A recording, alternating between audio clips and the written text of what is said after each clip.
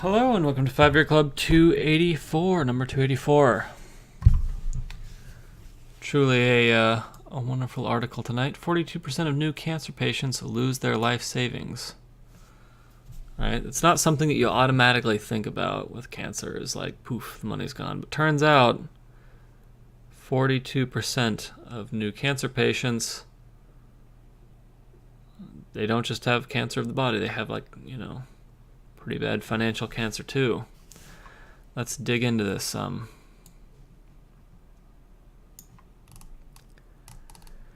A new study delivers the dark financial reality of cancer. 62% of cancer patients report being in debt due to their treatment. 55% accrue at least $10,000 in debt, while 3% file for bankruptcy. Cancer costs exceed $80 billion in America each year.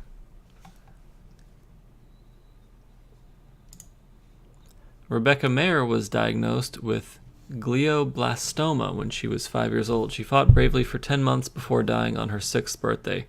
The total cost of her treatments during that time, $1,691,627.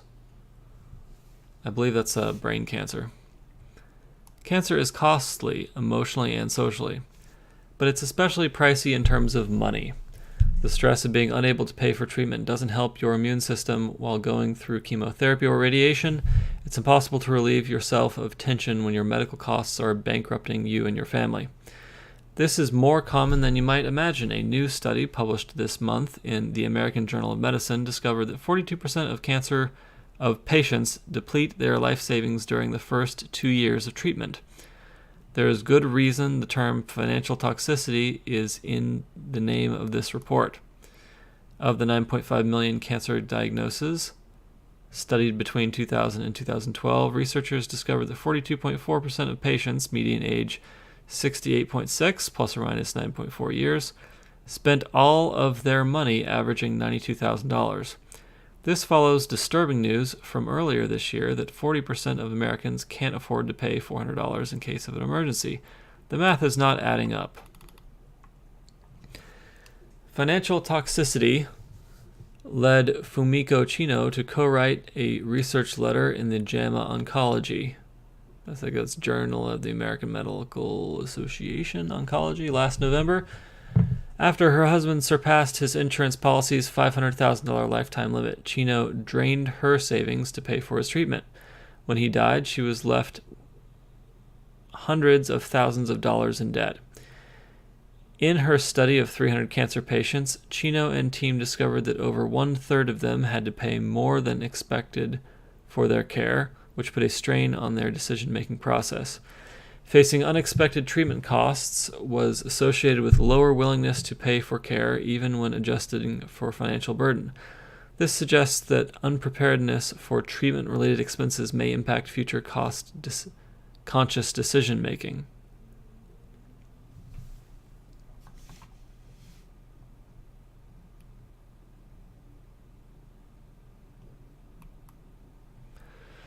A 2016 systematic review of 45 studies published in the Journal of the National Cancer Institute found that up to 62% of patients report being in debt due to treatment. Another study of over 4,700 patients from that year discovered that 55% accrued at least $10,000 in debt, while 3% filed for bankruptcy. Cancer costs exceed $80 billion in America each year. Over half of all cancer patients experience house repossession, bankruptcy, loss of independence, and relationship breakdowns. Up to 85% of patients have to stop working for up to 6 months, putting further strain on their finances.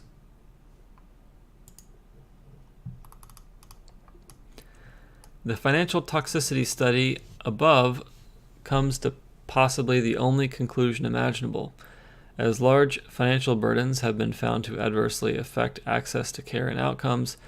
The active development of approaches to mitigate these effects among already vulnerable groups remains of key importance. Well, that's vague. The active development of approaches to mitigate these effects among already vulnerable groups remains of key importance. So abstract with no answers.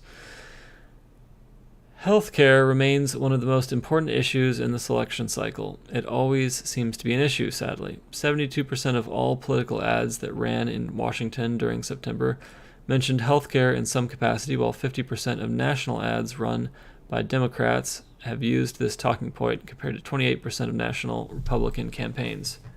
We need to figure this out. As if it can be figured out. As a cancer survivor, I deeply empathize with this problem. I'm not a cancer survivor, but the author apparently is. There is no easy answer, as cancer treatment is expensive. Funding is needed to keep researchers searching for cures and better treatments. Hospitals need to stay in business, and cancer happens to be one of the more expensive widespread diseases to treat. But we've also set up our society in such a way that these high costs are passed on to those who can afford it least. This study is just one example of a culture that continues to divide its wealth to such extremes. That might not be the country we wanted, but it's what we've got.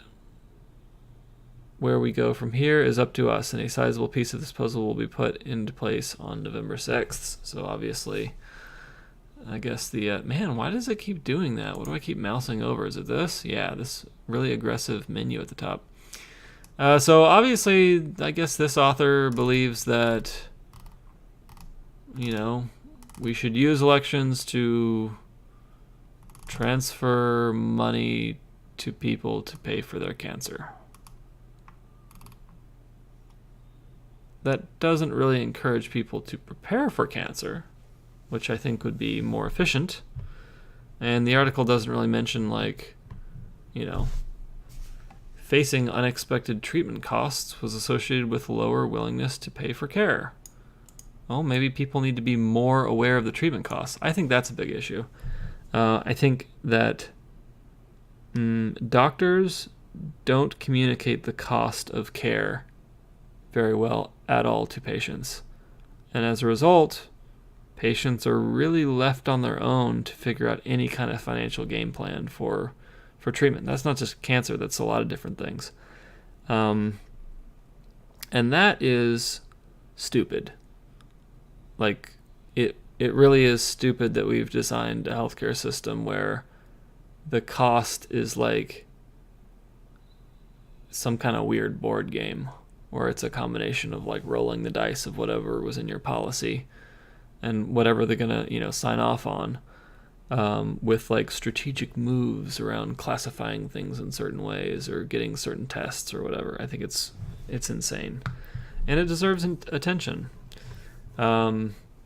Throwing more money at the problem, given that the system's already inefficient, that's not going to help in the long run. It's just going to make wealth disappear. All right. Well, that is it for 5-Year Club number 284. It is good for us to hear about this stuff because it lets us know, for example, if you get, $1 million and you think you're bulletproof for retirement, no, there's still stuff that can hose you. Fair enough. There are things about life that we can't control. But, much better to have 500,000, a million, than 100,000, because 100,000 apparently, according to this, the average is 92,000 that they're paying for this stuff. You are completely hosed, according to this study. So, 92,000. This is a low mark for cancer. So if you have cancer in your family, know that this is not going to work at all. You need to have multiple times this. If you have cancer in your family, you need to have at least 10 times this. If you were to retire today, let's say. And that's, it's you can never say what is enough, right? There's nothing that's ever enough. But at least you can know what's not enough. It's not going to be a $5,000 problem. It's not going to be a $10,000 problem. It's not going to be a $20,000 problem. It's going to be a $100,000 problem. And that's, let's see, on average. Yeah. All right, well, a little bit of a downer on Friday, but, we have no choice but to be honest with ourselves about what's real and leave us in a more sober place to consider the importance of saving and preparing for the future.